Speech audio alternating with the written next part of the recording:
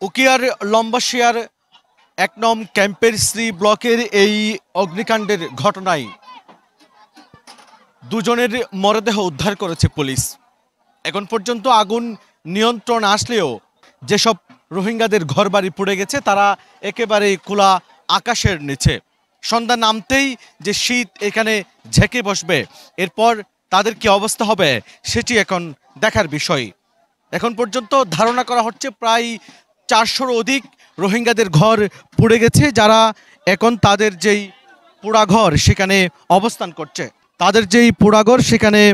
তারা খোঁজার চেষ্টা করছে তাদের যে শেষ সম্বল সেটি।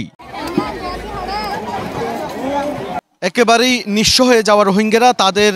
যে শেষ সম্বল সেটিও পুড়ে ছাই হয়ে গেছে এবং এই ছাইয়ের মধ্যেই তারা তাদের যেই অবশিষ্ট অংশ ঘরের আসবাবপত্রের সেটি খোঁজার চেষ্টা করছেন। আমরা একটু কথা বলবো রোহিঙ্গাদের সাথে, একটু জানার চেষ্টা করব আসলে কি খুঁজতেছেন এখানে, এখন পর্যন্ত কিভাবে আগুন ধরেছে সেটি জানাবেন এবং আপনার ঘরের কি অবস্থা এখন? দিল্লারি ফুরার অবস্থা মা কিছু ডাটা টাটা আর কিছু বাইর করি না পারি কিছু মানে হাইদ্য দায়িত্ব বেগম করে গিয়ে এদূর মানে ফারান্দান আছে দেদূর কাপড় চাপড় কিছু নেই পঞ্চান এতে হাত কেনা দুঃখ পাইয়া ঠিক আছে পানি লাইনি হলি দিয়ে উৎকাতে দূরত্বে হয় নাই তাই আমার তো ঘরের ভিতরে গলি চাই দিয়ে শাক ঘরত আগে ঘর গলি না ফারি দিয়ে আর গলতি গলতি বেগুন ফুরি গিয়ে গই আতে 200 টাকারে সোলার আসি সোলার ফুরি গিয়ে বেটারি ফুরি গিয়ে দিগরম মাঝে সোলার আসি দিনে ঘরে সোলার ফুরি গিয়ে গই গদুয়ার বেগুন ফুরি গিয়ে গই দিরি একান কিছু নিয়ে আলাই দেন পারি তো সোলার ব্যাটারি হ সোর্স খোলা হলে সম্পন্ন ফুরি গই বানা গাড়ি হল নিয়ে আলাই গাড়ি হল গিয়ে বিয়ে করি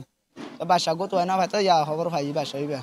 আইদতমা একেবারে হামে গিলা হেন তো আইদতমা আর বামা আসলে হি নিয়ে গিয়ে গই আইদতমা যে ঘরে আন্দো জায়গায় ঘরে আন্দো জায়গাতমা আই জায়গায় সাইডে গরমা কিছু নাই বাদ হে দুরমা দুদিয়া আর পারন না আত লয়ে গিয়ে আমরা কথা বলছিলাম রোহিঙ্গাদের সাথে যারা ধ্বংসস্তূপে কিছু খোঁজার চেষ্টা করছেন। সন্ধ্যা নামলেই যে শীত এখানে ঝেঁকে বসবে সেটি কিভাবে তারা এই রাত পার করবেন সেটি এখন চিন্তা ভাবনার বিষয়, কারণ শত শত রোহিঙ্গা এখন খোলা আকাশের নিচে তাদের যেই শেষ আশ্রয়স্থল বাড়ির পোড়া অংশ সেখানে তারা দাঁড়িয়ে আছে এবং এখন পর্যন্ত বলা চলে দুজনের মরদেহ উদ্ধার করেছে পুলিশ। একজন বয়স্ক যার বয়স ৮০ বা ৮৫ বছরের বৃদ্ধ এবং অন্যদিকে আরেকটি ৮ বছরের শিশু যাদের পরিচয় এখনো পাওয়া যায়নি এবং ফায়ার সার্ভিসের দীর্ঘ ২ ঘন্টার তৎপরতায় এই অগ্নিকাণ্ড নিয়ন্ত্রণে আসে এবং স্থানীয় প্রশাসন এখানে জোর তৎপরতা চালিয়েছে।